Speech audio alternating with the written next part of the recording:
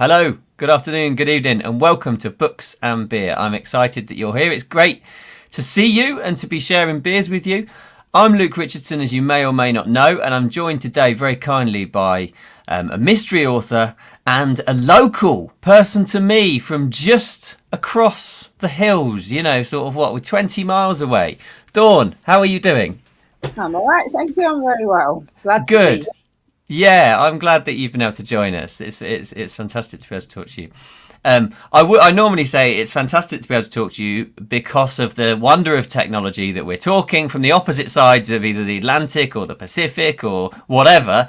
But actually, we live within about 15 miles of each other. So We're this the is, opposite side of the A52. yeah, that's it, the A52, the road that connects Nottingham and Derby, for those that are listening from other places. But yeah, fantastic. So you write mysteries, memoirs, also lots of things. Talk me through your sort of your varied repertoire, your varied discography. What do you call it? Not a bibliography. That would be it, wouldn't it? Yeah, I mean, now I'm mainly focused on mysteries. I started out by writing memoirs because I was a nurse for just under 40 years. And when I was about to leave nursing, I decided to write memoirs of my nurse training.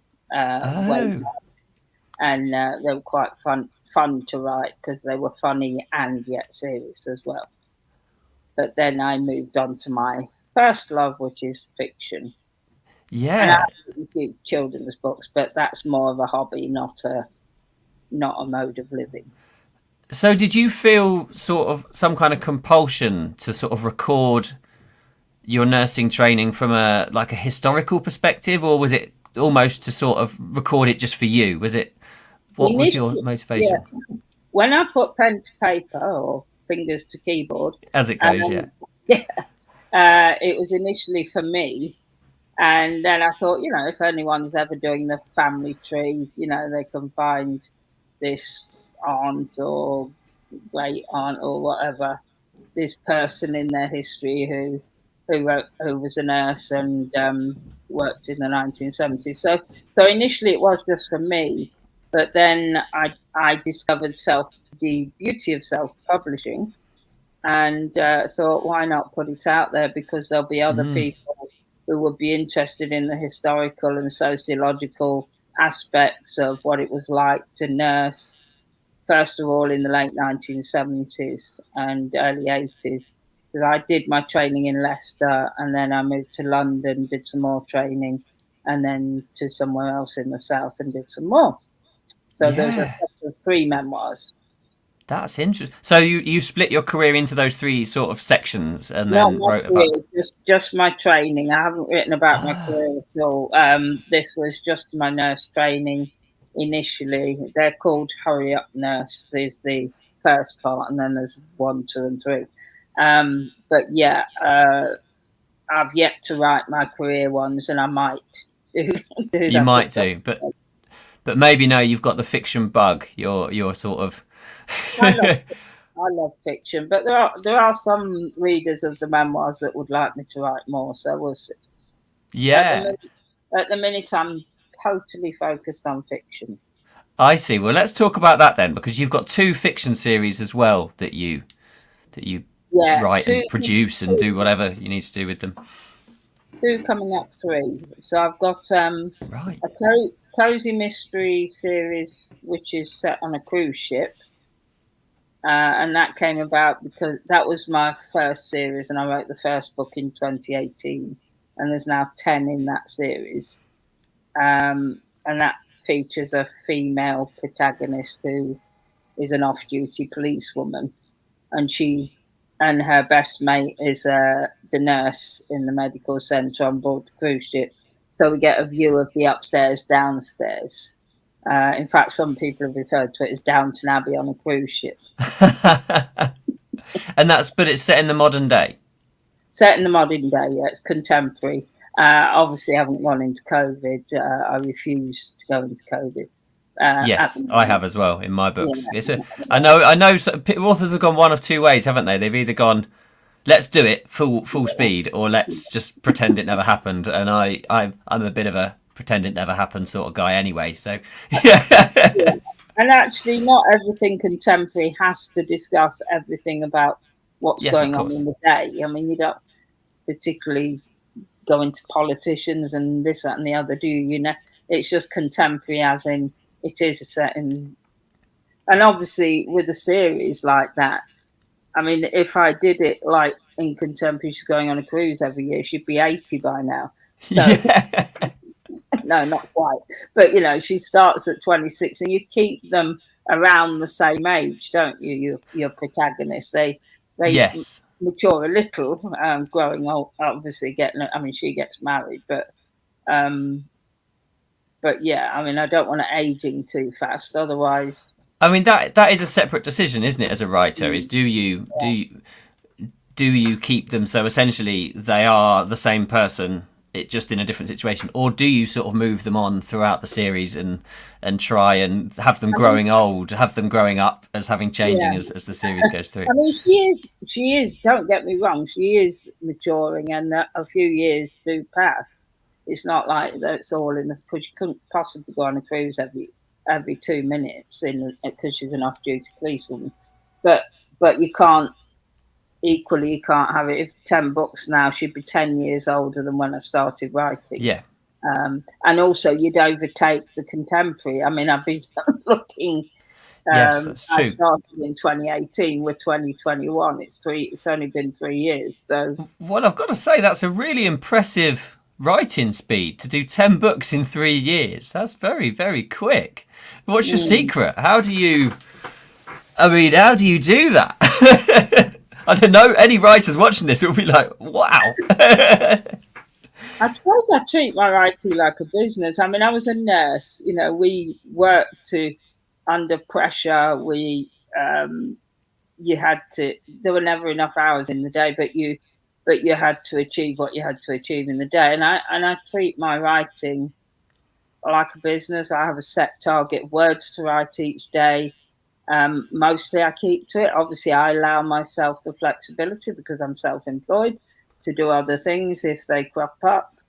But on the whole, I am quite consistent in my writing because I find if I put a book down and leave it for a few weeks, I have to go back and start from the beginning because Mm, I've forgotten where I'm at.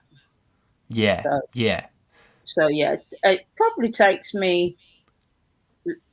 Initially I was slower, obviously, and my writing has wasn't probably the first book. Probably, as we all do, we develop as writers, we get better. So a writer as well as a series evolves, mm, and you get quicker and better at being more consistent and not waffling, basically, and try yes, to yeah. get story on the page. That's absolutely true. Yeah. How many? So you write 7 days a week, or do you do a sort of 4 day, 3 days, 5 day, 2 day, whatever? It varies. I mean, I was at one stage working 7 days a week, but I'm trying now to curb that to 5 days a week and have the weekends off.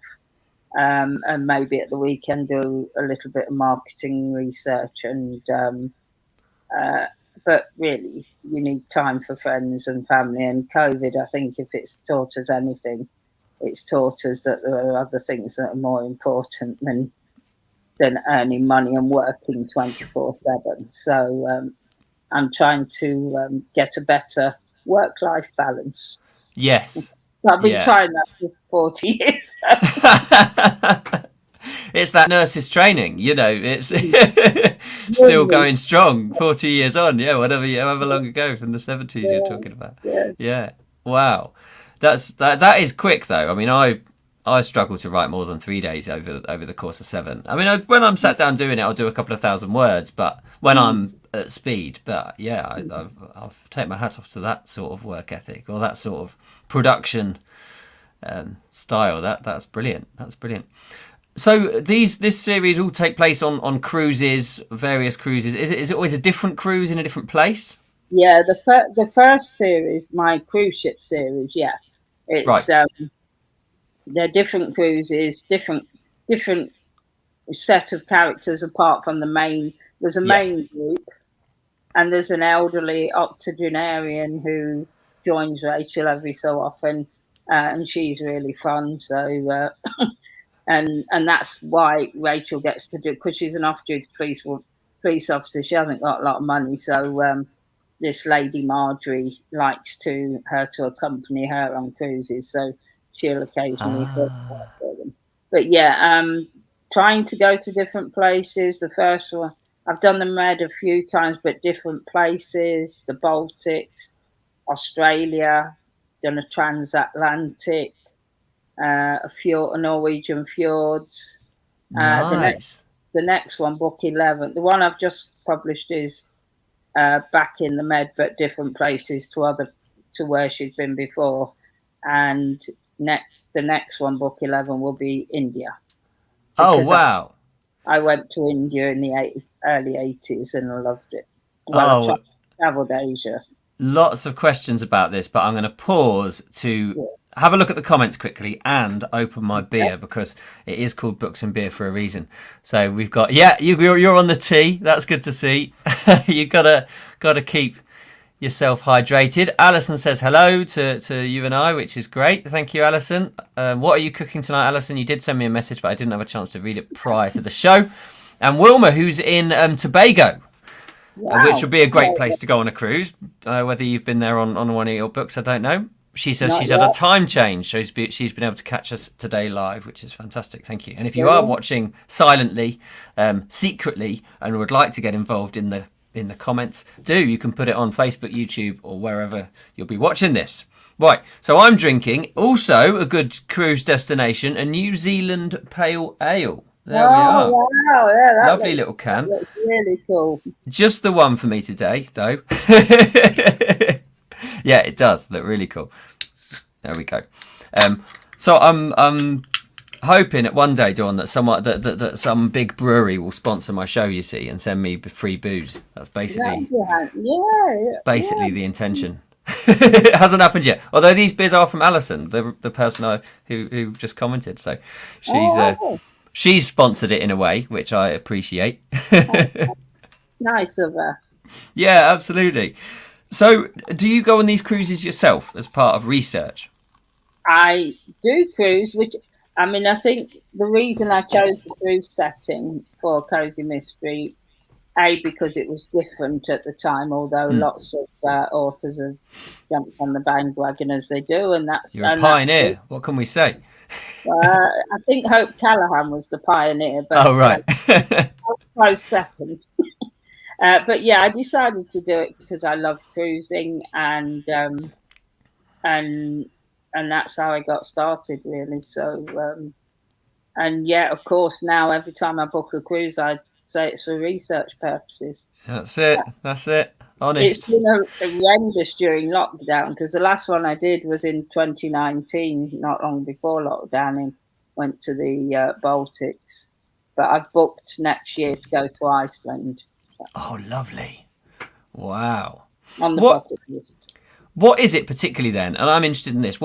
Because I've often talked about perhaps wanting to write a mystery myself. Now, I love mysteries. I always have done. My wife and I, in fact, have an Audible account, and we have loads of mystery books on there. We're currently reading the who are they one? The Thursday Murder Club books. We're currently listening to the Thursday Murder Club books, which we're both enjoying.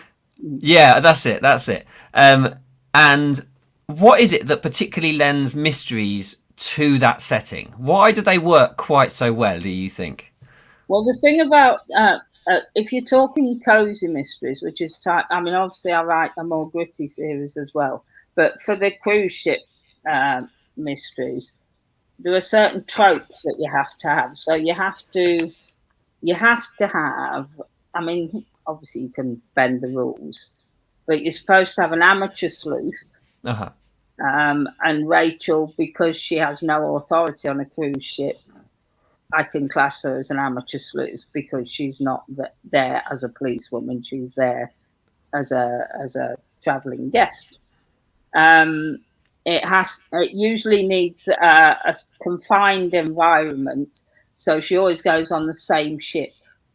So the ship, we've got a chick, and they have to have access to knowledge about the murder or the investigation. So because her best mate's the nurse on the cruise ship. She gets to know them, and she's got to know the chief medical officer. And there's also a chief security officer, and he's quite fun because he verges on competence and incompetence, and but they get on well. Although he's always telling her to keep her nose out of the mysteries, but of course she never does. So, so yeah, so it's basically about setting, which is why a lot of them are set in little English villages like Miss Marple and that kind of thing. So there's a lot of the modern ones in America in particular are set around in bed and breakfast or kitchen, cafes and that kind of thing. So you've basically got similar clientele, but you've always got newcomers. And the beauty I love about the cruise ship is you can get to know some of the crew, and some of those will be consistent and some of them will be newcomers. I see, right. And then all the passengers are newcomers. So the murders can either be among the passengers or among the crew. So, yeah. So each book is like it's the same family essentially that you're picking up. The same different suspects and different obviously a different victim. Yeah, and I suppose a cruise ship must work particularly well because there is the element that the killer can't leave, I suppose. I mean, I suppose they do dock in certain places so they could have got up, but they wouldn't have, would they? Because that would ruin the story, you know? No, and actually with your mystery, the killer always thinks they've got away with it, don't they? Because they basically carry out a murder and send the investigators off in the wrong direction. So they throw in. You have to have an interesting killer as well. Yeah. And your victim within a cozy mystery is usually someone people don't like, because you can't have. Oh, right. It's different to thrillers in that could be a child or someone you'd really would be heart wrenching. In a cozy mystery, the readers don't particularly care that this person has been killed. I'm not being. That's interesting. I'm not being horrible here. No. But the idea is that you don't want the readers totally invested in the body. You want them invested in the protagonist who's trying to solve the mystery and find out why. Is that because of sort of the emotional baggage that comes with a murder, do you think? By having that as a negative person, a person who's not particularly nice, we're saying it doesn't matter. Don't worry about them. That's not the story, you know. Clearly, it does matter because I don't advocate murder. No, of course not. Neither of us do. Just be clear. Within the cozy mystery forum, but you don't want people emotionally invested in the murder victim. And also, it's not about the murder. The murder, in a sense, the actual murder is off screen, as they call it. So yes. You might get a brief glimpse at the murder victim, and obviously you discuss cause of death, but there's nothing gruesome. They're what classed as clean. A good clean murder, as a friend of mine used to say. There's something like your mother-in-law could watch, or your grandma could watch and read. And the idea is that you keep them clean, so you don't have swearing. You don't have. There are certain things that would offend cozy mystery readers if you put them in there. So you have to know the tropes, no sex, no. I mean, you can have sex, but again, it's off-screen sex. It's not. Yeah. It's not. The bedroom door closes, and then you cut to the next day, sort of thing. Yeah. Exactly, like the good old-fashioned film where romance was romance, but you didn't actually have to see them bonking. Yeah, I get you. Do you put sort of romantic strands in the story though? You talked about your protagonist is a female off duty. You say she got married in fact earlier, didn't you, as well during the series? Is that explored? Is that? Yes, to some extent, although he doesn't I try and keep him off the cruises. Yeah. Some readers would like me to put him on the cruises more. The only time he's been on he has been on a few times. They first met on her first cruise. I don't want to give too much away because it would be a spoiler. Yes, please don't. They met, and then honeymoon cruise murder. Obviously, he's there Oh, nice. because they get married and go on a cruise because that's where they met. And then he occasionally pops up, but he's a private investigator. And my spin-off series, which is little bit more gritty but still clean murders, feature him as the protagonist, as the private investigator. Interesting. And he works with a quirky detective sergeant, and he's got an ex-cadaver dog who always discovers the bodies. So that's the series. That segues our conversation beautifully, like your series do to one another. So that's what you're working on at the moment. Then is this sort of spin-off, new, slightly grittier, slightly darker sort of series, is it? I sort of work on both at the same time, but I not at the same time. I do one and then one and then one. Yeah, I see. So there's two currently published in the Carlos Jacobi series. So the first one, Body in the Woods, in fact, it won an award this year at the Reader's Favourite Gold Medal Award, which I was fantastic. You're an award-winning author. Wow. Only since September. Oh, that is fantastic. Wow. Yeah. And that's in fact, Alison has said this here. I'd noticed it, but I hadn't come to it yet. She said, I really enjoy the private investigator Carlos in Body in the Woods. So she's read them. She knows. Yeah, well, there'll be a third one, Alison, next year, hopefully, because the people who do like Carlos Jacobi are haranguing me to write more. So I am aiming to write a third one and publish it next year. Fantastic. And that will be called Murder at the Jury Wall. Do you know Leicester at all? No. Right, well, there's a Jury Wall Museum is a place in Leicester, and I was brought up in Leicester. I used to wander through. The Jury Wall Museum. The Jury Wall is an old Roman wall, basically, and it's called Jury as spelt as in Jew, as if it had a Jewish connection, and we're not sure whether it did or not. Wikipedia isn't clear, and that's as far as. I will go into more history properly, but next to it is a church, with St Nicholas Church, with a graveyard, and there was a dark alley between this wall and the graveyard, and it was a shortcut to the swimming baths, and I used to walk down this dark alley to get to the swimming baths as a young teenager, or sort of 13, 14. And it was scary. So I thought it would be not lovely, but it would be very good to have a murder there. Yeah. To find a body in the Roman ruins. So. Wow. So all of these books are set within sort of the Leicester area, or within the Midlands, or not your cruise ones, obviously. I mean the Carlos ones. Yeah, the Carlos ones. The first one's in Derbyshire. Where he goes to visit his sister, who's recently married. So they live in a fictional village in Derbyshire, but they do go to Eyam, which is the plague village. Yes, I know where that is. Yeah, yeah. He meets the detective in there one day, and a few places in Derby as well. And then the second one is based in Leicester, yeah. And the third one, because he's sort of gained an office in Leicester. He's mainly works in London, but I'm basing him in Leicester for the foreseeable future. Mm. Although there's a little bit of a Scottish connection as well, because there's a crooked lawyer who he's forever on the trail of, because this lawyer is threatening bad things to his mates, the detectives there. So that's sort of an ongoing case. Yeah. And also he's got history with the DCI.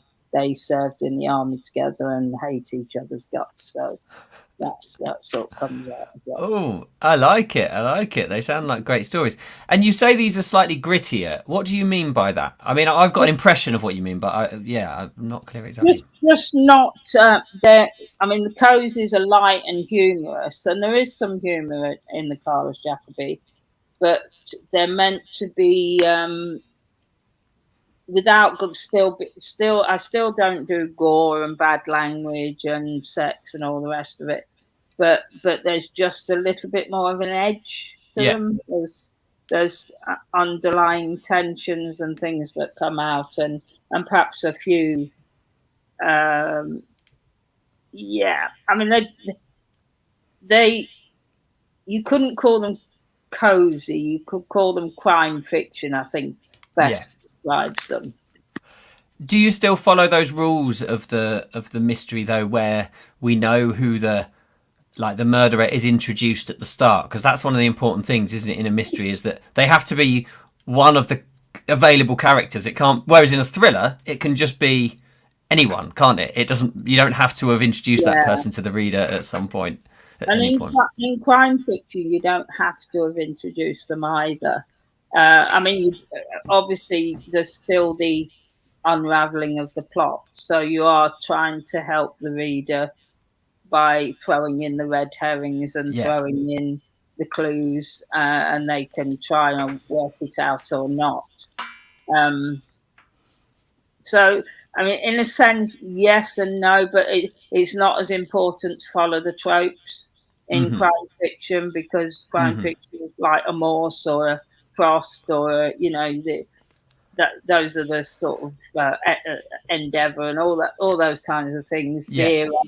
Where you unravel it as you go along. You don't have to introduce them. So, in fact, I made the big mistake when I wrote my first cozy mystery of not introducing the killer. Oh, right. So everyone was like, where is he? I sort of did, but in passing, if you blinked, you missed it. It wasn't clear enough. And most people did miss it. And obviously, the real die-hard cozy mystery fans complain about that. Yeah, I know what you mean. It's a hard one to judge, isn't it, as a genre writer, because whilst you want to respect the genre, you do want to be a bit creative with it as well, don't you? You do want to sort of move things along. And I didn't know the truth. yeah, you were just enjoying the process. I just enjoyed well, initially it was going to be a thriller, but I sort of changed it because it felt more comfortable to me as a writer to write cozy rather than thriller. So I think that's why, because I love that. What's her name? The ex Scotland Yard writer who writes spy novels. I don't know. Sorry. Can't Someone will come up in the comments and do it and say in a minute, I reckon. Tell us who this is that Dawn's trying to figure out. She used to be head of MI5 or something. Oh, right. Well, a few really good books. Anyway, I sort of wanted it to be along those lines, and then I thought, no, it doesn't suit my style of writing. So cozy suited me, and the Carlos Jacobi does seem a good spin-off because private investigators, again, they can bend the rules. They don't have to. It's not like a police procedural where they have to follow every rule. They can be a bit rebellious. Yeah, I would find that difficult, I think, writing a police procedural, and I don't think I will, or at least I've got no plans to, because I just don't know the processes and don't really care either what the processes are. I just want to get to, I just want to find out who the killer is and, make it a good journey on the way, whether they've been in contempt of court on the way or whatever the process might be. I'm less concerned. It's true, yeah. I mean, I'm privileged to have an ex-CID officer on my ARC team. Oh, wow. That must be good. Does correct some of my mistakes when he's working with the detective sergeant. Obviously, it's fiction, so it's not all going to be true. but she does at least stop me from making any major clangers. Yeah, yeah, and I think you need to, you have to have a bit of a spice, haven't you? A bit of salt, where you can sort of bend things if you want. Let's have a quick jump over to the comments and see who is around. Ticket to Anywhere podcast. That's my friend Leah. She says, I love this concept. Been listening in. Been fun listening in, sorry. Alison is cooking Pete's lamb curry, which is great. Oh, I want some of that. I know. Alison, I hope that's not Pete's lamb curry like they serve in my book Kathmandu.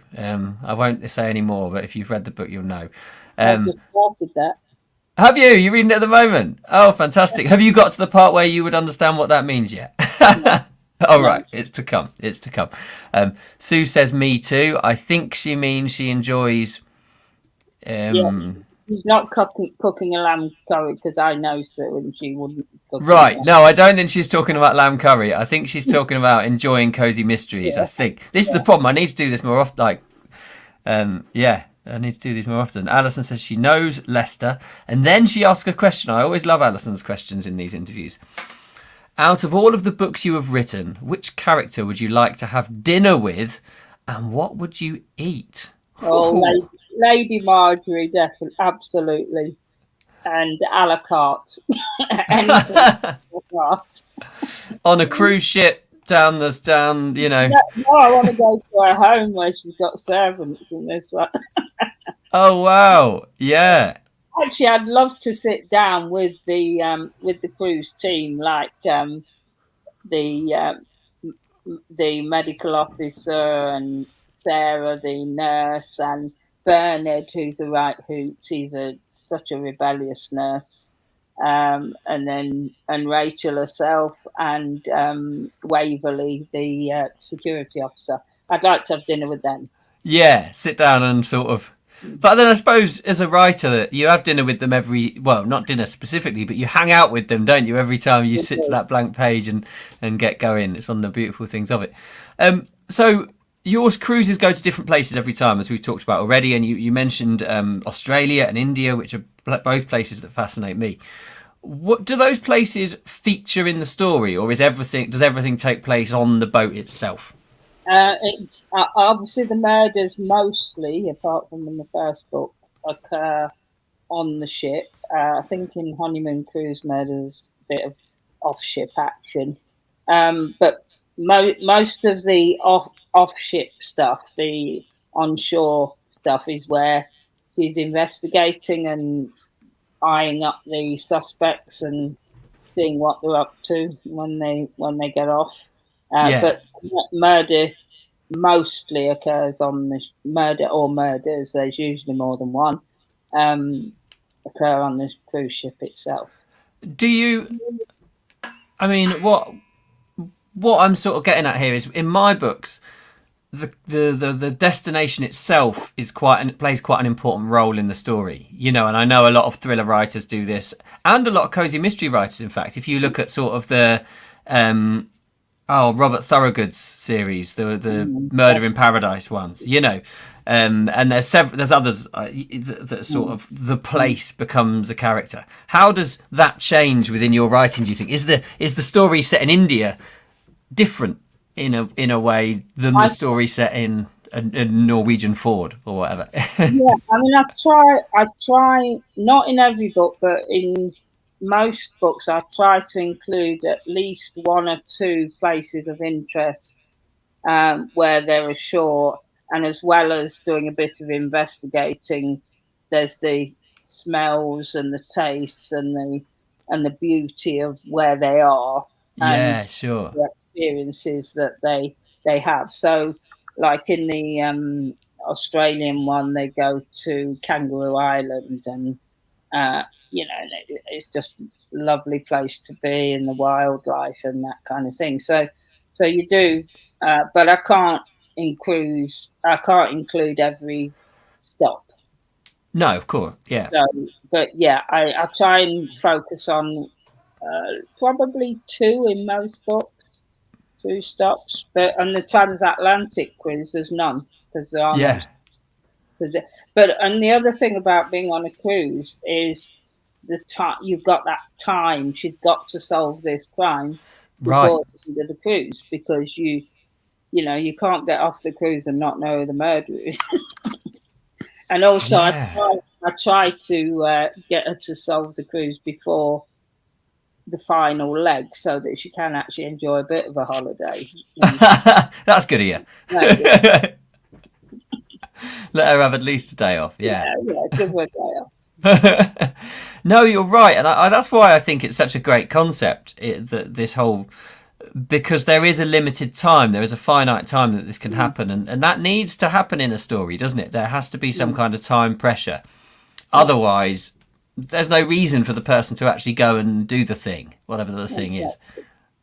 Yeah, it would be boring because you want to feel the clock's ticking, Yeah. which is like even in thrillers, isn't it? Either the person's going to die if you don't solve this time in time. Someone else is going to die. The killer's going to do this, that, or the other. So there has to be a ticking clock aspect in every story. Yeah. That definitely makes it work. Do you think you'll always? I mean, you're talking a lot about this first series. I do want to talk more about the second one as well. But do you think you will get to the point where you experiment more with what crime it is? On so you have some cozy mysteries that are actually relating to heists or relating to some other crime. I know murder is the classic, but I have seen examples of authors play with that and change that. Or would you be like, no, it's got to be a murder? Probably not. Yeah, I mean, I have had thefts, but there still has to be a murder. I mean, I think most.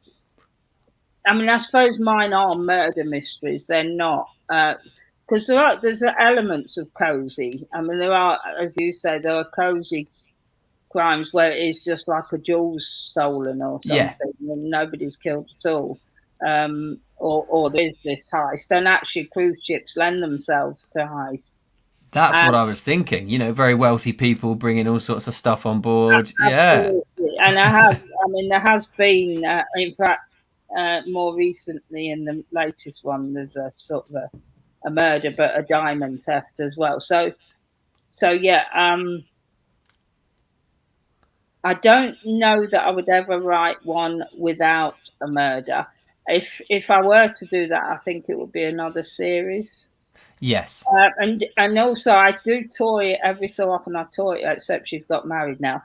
But I toy because Rachel keeps being offered a job as a ship security officer, Ah. Waverley, and every so often I toy with the idea of putting her on board ship, and that may happen because obviously. I mean, it's totally unrealistic because every time she goes on holiday, there's a murder. I mean, it's not meant to be real. It's escapism.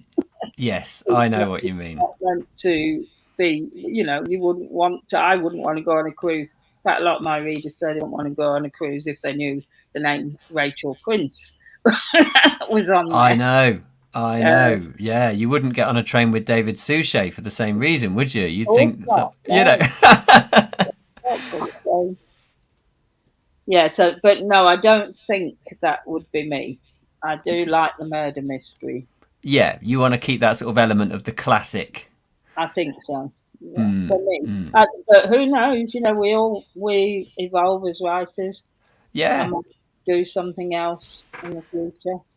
Would you ever try anything historical or in a different time period than this present You know day? what? I love historical fiction. I read historical fiction. I absolutely adore it.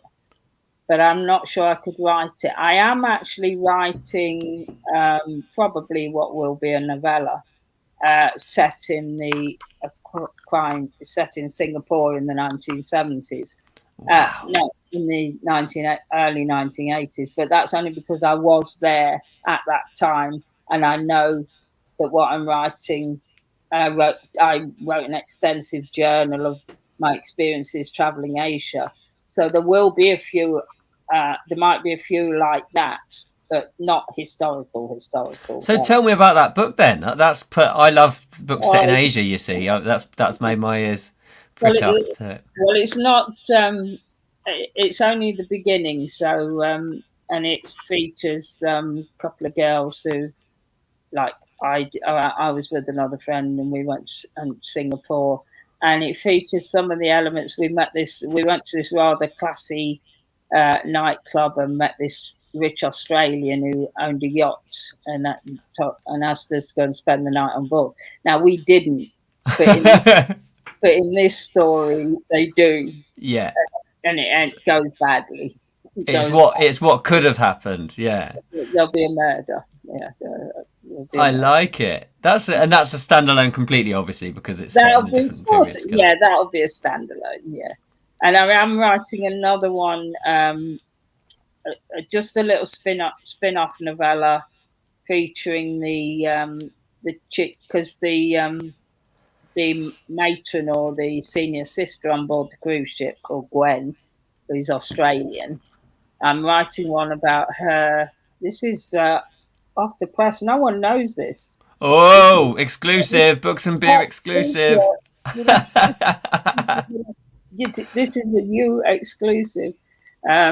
Anyway, the ship breaks down and she goes to Sri Lanka, and she's supposed to be meeting her cousin, and the cousin doesn't turn up, and basically there's going to be a murder in that. And it also, because she eventually has a bit of a love tryst with the senior medical officer, so this is going to be where their romance begins. So it's sort of a murder mystery, crime mystery with a bit of romance tucked in.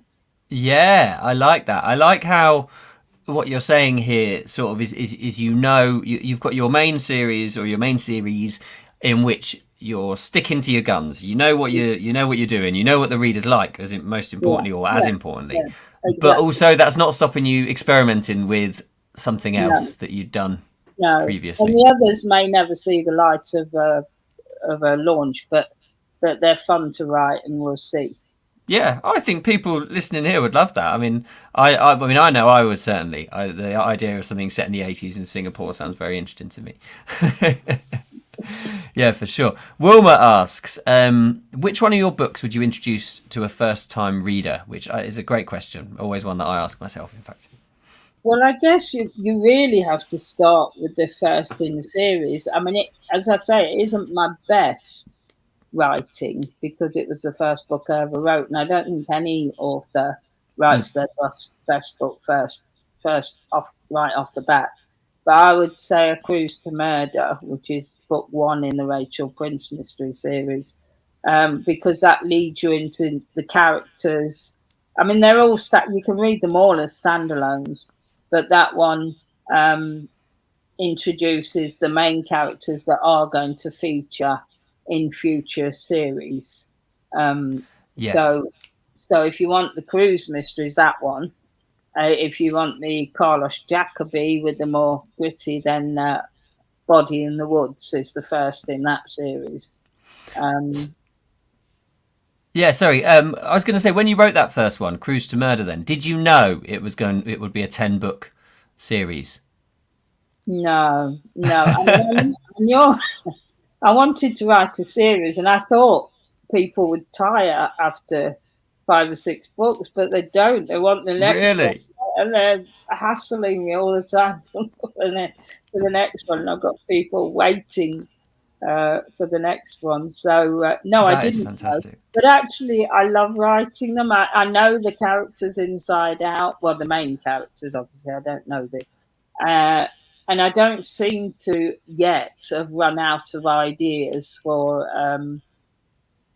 different murders and because cruise ships nowadays, there are such different characters. The crew obviously has a lot of foreign crew.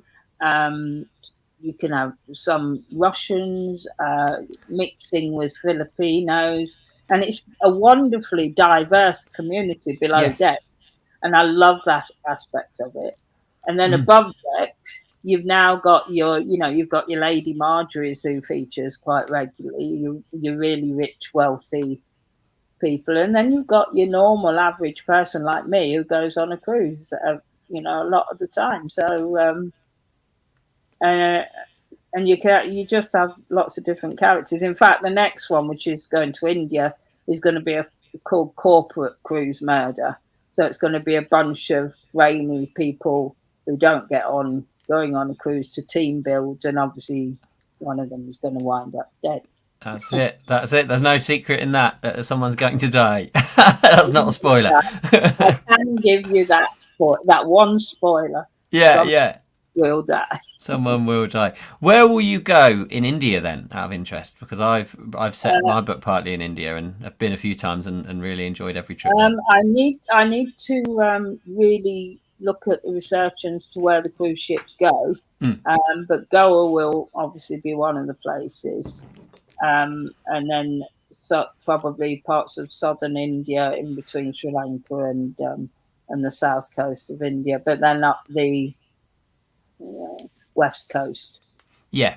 I mean, obviously they have to stay fairly close to the coast. Yes, of course. But it's actually what she's doing is joining the ship on it's on a world voyage, and she's just joining it for a leg of that voyage. I see.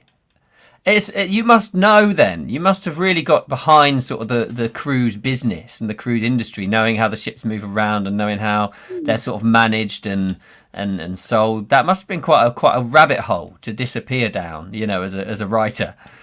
Yeah, I mean, obviously I do a lot of observation when I'm on cruises myself, and I try to take advantages of, like last time we did a galley tour, and you try and take advantages of the behind the scenes look. And speak to the nurses. Actually, on the Cunard, I discovered on my last cruise, there's an intensive care unit. So I put that on my fictional ship. But there's and I read quite a few autobiographies and memoirs of people who've worked on cruise ships. So from doctors to entertainment staff to your average person who works as a stateroom attendant, Yeah. So that's it. But that sort of stuff's a pleasure, isn't it? I think I always enjoy the research process of my books and finding things that fit what you quite often. And this is a good thing for us to discuss actually. Quite often I will come up with an idea and then try and find something that fits with the idea. And I know from a sort of academic point of view that's not the way to do it, but from a writing point of view, a creative fiction point of view, that's okay. Absolutely, because you need to know, don't you? You're the one who's writing the book, and you want some characters, and you've just got to try and fit them in. And as long as you're not too off beam and totally wrong. I mean, I have read some mystery books where they've clearly done no research at all, but they're still fun books and people still read them. Yeah. Them. So not going to name any names, but it is about the murder mystery to most people and accuracy. I mean, I like to be as accurate as I can, but not every author is bothered about that. Yeah. Yeah, that's it. I think it works both ways. Yeah, I think it depends sort of what your outlook is and where you are in your career, and all these sorts of things play into that, don't they? Steve gives you an idea here for your cruise in Sri Lanka. Galley in Sri Lanka would be a great shore excursion for a murder mystery, as would that's a good one. Udalawale. It's the national park. There you are. You're welcome. So look those up for your research when you. Yeah, I will look those up. When I went to we went cross country from Colombo. I've always mixed Colombo and Columbus up. Colombo into Kandy, and then we went up to what was that chap's name? You just Steve. Steve might know, at a place called Tira something. I've got it in my journal. I'll find it, but it's way up over on the east coast. And then we had to come back, and then we went up to somewhere else, and then we got this ferry to southern India, and then traveled to India. So, it was a fantastic trip. Yeah, that sounds like a brilliant trip. What's your process then from, you know, write the this is the book I'm going to write to, to pressing publish to sending it out to the world? How do you plot it out beforehand? Do you have a really good idea of where it's going to go, or have you got to such a point now that you just sit at the keyboard and out it flies? Mostly I sit at the keyboard. I do like to know. I sort of have a group of suspects. So, like I think, like the next one's going to be corporate, and this last one was a captain's dinner, and there were certain guests that had to be at the captain's dinner. So I sort of have a group of people who become the suspects. But I start writing, and then I eke those out to get to know those characters. I mean, obviously, I know the main characters, so Yeah. I'm fine there. I can just keep writing, and then I throw them in. I don't always. I sometimes change my mind on who's going to be murdered. So I sometimes think it's going to be this person, and then I think no, this one should be murdered. Brilliant. Yeah. So then I just I never know who the killer is until near the end, and I figure if Really? I don't know, then the reader won't know. Oh, I And figured you'd have sort of fleshed that out early doors and gone, right, this person's gonna be murdered by this person, and everything else I'm gonna sort of make up around. no, it evolves as I'm writing. It evolves, and I start introducing, and things. I mean, suddenly things come to me like what's a real red herring, and I'm going down, taking people down a rabbit hole, and then I go to another rabbit hole. And that's the beauty of writing for me, is discovering. I suppose I would call myself a discovery writer, Mm, uh, discovering what's happening as it goes along. By the time I get halfway through, it's usually one of two or three people who are going to be the murderer. And sometimes I know by that stage, and I decide that's right, it's going to be her or him. And other times I just let the story roll out, and then find out who's the best fit for the murder yeah. at the end. And often people say, in fact, I had a lovely review last week, somebody calling me the queen of twists and turns. Love And that. yeah, Great comment. I really loved it. But I think one of the reasons for that is because I enjoy unraveling it myself. Yeah. And that's part of the joy of writing. I think I would bore myself silly if I knew exactly what was going to happen all the way through. I mean, I know Y- some things, don't get me wrong. And I do research, and I do a bit of plotting as we go along. And once I've got the characters, I then eke them out and decide and try and go back to the descriptions about who they are and what they are and why they're the way they are. And I often have to, by the time I get to the end, I have to go back and change a certain number of chapters to introduce the clues that it's going to be yeah. that person in the end. Yeah, I see what you mean. So Yeah. so there has to be some, or you've got to make sure they appear enough times and there's a few little, as you say, hints to Well, say, there's always going to be that. I usually have 5 or 6 central characters, and the killer and the victim is going to be one of them. So there's no doubt. I yeah. don't then suddenly throw it, apart from in the first book when I made that mistake. But I don't suddenly throw in a curveball right at the end of a different character. But but yeah, that's how I work. That's how I get to my first draft, and then I go back and tidy it up myself, and then it goes to my editor, uh, who pulls it apart. And no, she doesn't. Usually, Yeah. Sends it back in tatters and you have no, to stitch it all back together. actually, because the series, she knows the series so well, and I know the series so well. Um, I don't usually. I had initially I had lots of plot holes, but nowadays not so many plot Yeah. holes. So I think it's easier for her and easier for me. And then once she's had it, it goes to my arc team, and then once they've corrected and picked up any errors that have been introduced in the writing process, then I send it to a proofreader for a final.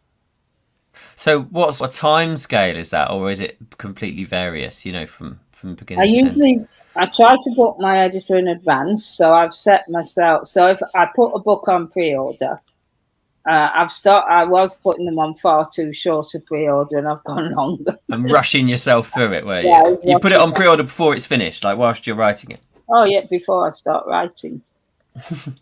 Once I've got That's the what I've editor, started doing, just so that I've yeah. got a Once I've deadline. got, yeah, I work better to deadlines if I Yeah, know yeah, I've got a deadline. But obviously, I'm making the pre-orders longer. Like the pre-order for the next book is October next year, but I'm yeah. hoping to finish it by February, March. But just gives me time if life, this Exactly. You never know. you don't know what's going to happen. So yeah, so once I book my editor, that also gives me a deadline to work to. I mean, she is good in that if I'm really not going to meet the deadline and I write to her, she can fit other. She's got loads of work, so she can Yeah, fit something and be a bit flexible. And proofreader, as soon as I know the book's first draft's finished and I've got a date for editing, I can book the proofreader. right. It's a proper process then, isn't it? Yeah, it's a good sort of process that you go through to from start to end. And what I'm really excited by, what you said there, is the way that you don't know how things go. I've always I do a sort of hybrid. You know, there's partly Yeah. planned, but never planned that thoroughly, and Mm, changes always occur to me as I'm writing, and I do think mm. that makes it a more of an interesting, or certainly it feels like it makes it a more of an interesting book as I sort of roll through. I think so because you're using different sides of your brain. You're using the creative side of your brain rather. If you stick with entirely plotting, and I'm not in favour. Different things work for different people, but if you stick totally to a plot that has to go this way, Mm. I think that that's the logical side of the brain that might become a little bit tad boring. I mean, Yeah, maybe other writers master it and it isn't boring, but I think it would be for me. yeah. I think it just depends on who you are and how you work and how you enjoy the process as well. Like you've mentioned, you would find it I'm sure the books would still be great, but you would find it a less fulfilling process if you knew Mm, exactly mm, how to get there or how you went through. mm. So yeah, that's it. And I, That's I it. suppose I'm a bit hybrid like you because I think my planning tends to come around halfway when I'm halfway through, and then I sort of want to know whether I'm going to go down that road, or that road, and then I'm Yeah. sort of do make that decision at Mm. that stage and do a bit of planning. And I often, I usually get stuck. I don't know about you, but I get stuck about halfway through and think the book's boring. And I think this is dreadful. This is the worst thing I've ever The worst written. one ever. Yeah. And then we discuss it and we go through it, and they sort of say, "Oh, we'll try that," and that really helps. Yeah. Yeah. I think you're right. I think you're right. Um, how long would that be then for that first draft? What's the length of time that first draft takes you? It depends if I'm consistent in my writing. I mean, I can do it in a month Wow. if I'm consistent in my Yeah. writing. I did with Body in the Woods, I was coming really close to. I mean, Body in the Woods seemed to take forever because I was doing a MA in creative writing, and the first few chapters went through my writing group at uni, and I felt like, and to be honest, although it was really helpful, and it was helpful, um, but it really slowed me down to the point Mm. that I Mm. hated the story. Yeah. But Yeah. then when I got halfway through and I was working with a whatever you call them, when I was doing my dissertation for the final bit to produce the final piece of work, I had a lecturer who really understood what I was talking about, and that really made the writing so much easier, and I knew where I was going. And actually, that one, which has got the weirdest ending ever, because I wanted it to be different, because I was doing this creative writing course, and you need to be different when you're doing a creative writing. Right. But actually, I think it's one of my best books. And then the follow on from it is even better, in my opinion. I like that. I like to hear it, and I look forward to reading one of these. We have just passed an hour. Can you believe it? I told you that'd go quickly, didn't I? You did say it'll go quick. Yeah. Yeah, absolutely. It We're done. always No, does. we're done. Talked about series 2. I know. Or, Well, yeah. or 3. I'll Well, have to that's come back. series 3. Yeah, yeah. What's series 3? What one's? Um, that's called the late. It's another spin-off. It's the Lady Marjorie Snellthorpe series about an Ah, octogenarian. I mean, you've read the pre or that's the listened one I've read. Yeah, that's the one I've read to slash listened it, to. yeah. Yeah. Yeah, her and her rough and ready cousin-in-law, and go off on their travels. So I'm just finishing the book 1 of that series called Murder at the Opera House, and that's in Cluj, in Romania, because I went Oh. to Cluj many years ago as well. So does that involve cruises, or is that like off the cruise, off the boat? River cruises, but they're not always going to be on the river cruise. In fact, the murders in that series are different because they don't take place on the boat. Oh, So they interesting. might get on the river cruise, but that's when they're trying to solve the mystery of what happened on land. Wow, yeah, that's a serious amount of books then. So you must, so you're 10 in the first series, and two or working on the third in the second one, and then this will be the first full book in the third series that you're on at Yeah, the moment. So yeah. you're heading up towards 15 books, or around and about 15 books. Yeah, I've got 15. If you count the memoirs, I've already got Oh 15. yes, of course. If Heading, not even mention the heading for memoirs. 17. Yeah, wow, that's amazing. And you have audiobooks as well, because I listened to that one. Have you Yeah. done them for all books throughout the series? Yeah, the narrator, wonderful narrator, Alex Yes, it Lee. was a brilliant performance. Oh, Yeah. oh no, you death of a blogger. That was Pearl Hewitt. She'll be Oh, she'll be doing the Lady Marjorie series.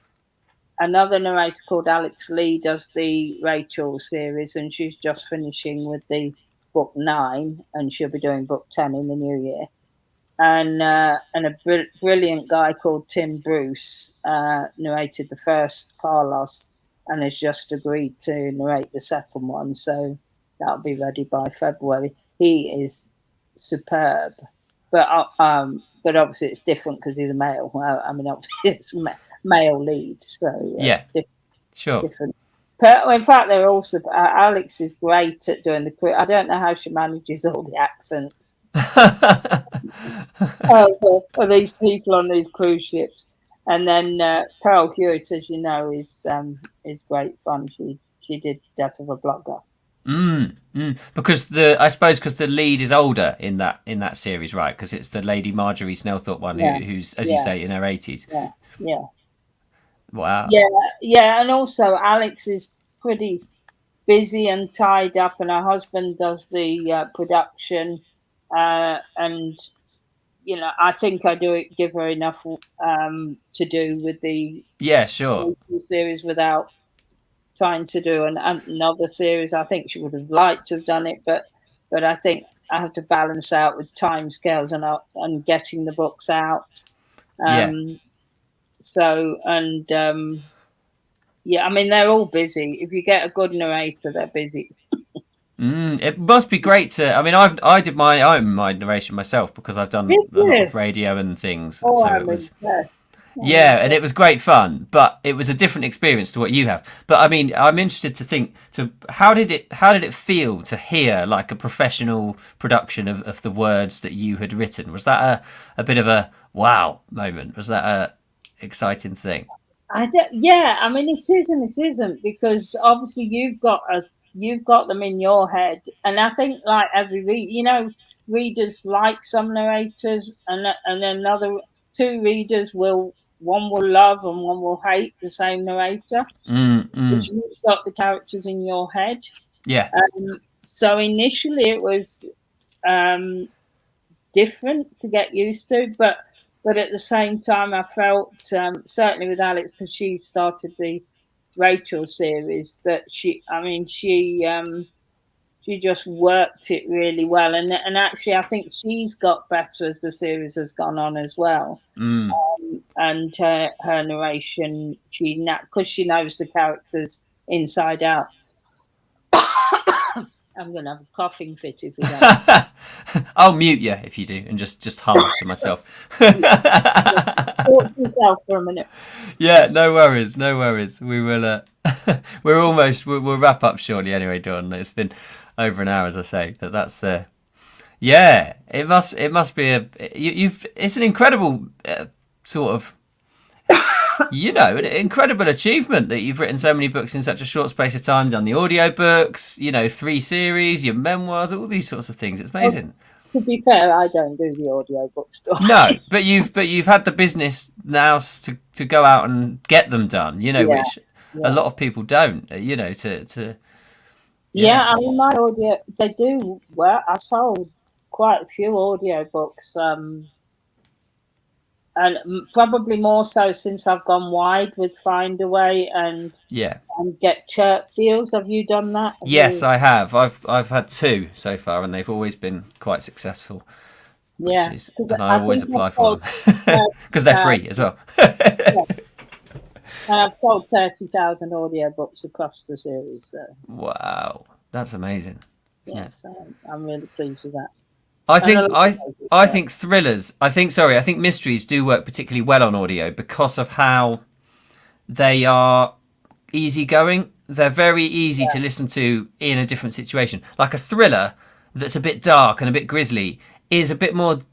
You know what I mean? You've got to sort of be more. Not invested, that's the wrong word, and I don't mean it to sound like the books aren't complicated, but I love listening to mysteries on audio because you can just drop in and out of them so easily, Yeah. I listen to MC Beaton on audio, and Penelope Keith narrates those, and I just think they're fantastic. Yeah, and she makes me laugh. But you can be doing the gardening, the ironing. You don't have to really pay attention. Yeah, that's it. Are your thrillers dark and grisly? Not particularly, no. I mean, what happens is sometimes dark and grisly, but there isn't gore or, you know what I mean, or like gratuitous fighting or sex or swearing. There's an occasional swear word, but nothing, you know what I mean? So it's a hard one to judge with a thriller because in one sense I want them to be a bit edgy, but I don't. Yeah, I keep them a little bit nicer than some writers would. But some writers do. They love that. There's an F word every other sentence, which is fine, But for me, I keep them a little bit nicer. For them, but I wouldn't read them. But some people are quite, quite passionate about that, and that's. And of course, and that's why we live in a world with diversity because we all like different stuff. I mean, I couldn't read horror, but people love horror. Yeah, I'm the same. Yeah, all scary films. Ooh. Or anything. Yeah. We're all different. That's the great thing. So there's a reader for every book. Exactly. That's exactly it. And at least one reader anyway. At least one, and that's at least 15 books sold then for you. For me 8. So brilliant. Dawn, this has been absolutely fantastic. Audio books now, because do. I'm tending to listen more now because I spent like you probably. I spend too much time at the screen. Yeah. So I actually do enjoy audiobooks. So I might get Kathmandu because I started it and then I'm just too tired. So I might get the audiobook and let me know. I'll send you a thing. One of the things. Code. Download codes, yeah, absolutely. And anyone, if you're listening to this and want one, let me know. I've got a few that I can share around. So yeah, absolutely. Dawn, this has been absolutely fantastic. Thank you so much for taking the time to join me for a cup of tea, books and tea in your respect. My pleasure. Yeah, absolutely. And perhaps one day our paths will cross at some conference or meet-up or whatever, somewhere in the Midlands or somewhere in England or wherever it happens to be. I hope so. I hope Yeah, so. me And too, me thanks too. to all your listeners for listening in. Thank you. And the best place to find you, where would you prefer people to go to? Um, there's my Facebook page, which is Dawn Brookes Publishing, or my website is www.dawnbrookspublishing.com. Awesome. I will, go over there. And you can be found on bookstores and those sorts of places or Amazon Oh and yeah, whatever. yeah. People can order print books in any bookstore in the world, Wow. um, and obviously most of my ebooks are only on Amazon Kindle. Mm. But the print is everywhere, and I do large print now, getting into hardback, and audiobooks are available throughout the world. Fantastic, fantastic. Cool. Ladies and gents, listen at home, thank you so much for joining me. It's been amazing to share this with you. I love doing these. A guy called Mark David Abbott, who you might have heard of. I've met him before, met him on Zoom before. He's a really nice guy, thriller writer, who lives in India. So he's a bit further away than you do, and we're going back international again next week. Very good. So you should. Yeah, he's joining me. It's going to be the middle of the night for him though, so bless him. He's staying up, staying up till Oh, I think he's wow. 5 hours ahead. So I think it'll be 10 or 11 in the evening, something like that. So I imagine he'll be having a beer, whatever. Kingfisher, perhaps. That's the one I had in India. But that's a good link, isn't it? Because you're writing a book set in India, and he's going to be there. So if you've got any questions, Dawn, I'll expect to see you in the comments, and you can ask him. Brilliant. Thank Where you. is he in India? Do you know? He is in Bangalore. Oh, okay, I went to Bangalore. Oh right, cool. It's on the west side, I think, northwest side, I think. South, I think, because I Oh, is think. it? Oh, hang on. Well, I don't no, know. I've not been there. no, you're right. It's southwest. I think we went Bangalore to Madras. So yeah, I'm trying to remember. It's all in my journal. It's all there. It's one of the coolest places, one of the nicer places, because it's set up in the hills, and it's where the British Raj used to go for their holidays to cool off in Bangalore. Oh, nice. Well, he'll tell us all about it and how that sort of features in his books, I'm sure, next time. Thanks so much. I will see you again for some more books and beer. And Dawn, cheers very much. Have a lovely evening. Thank you.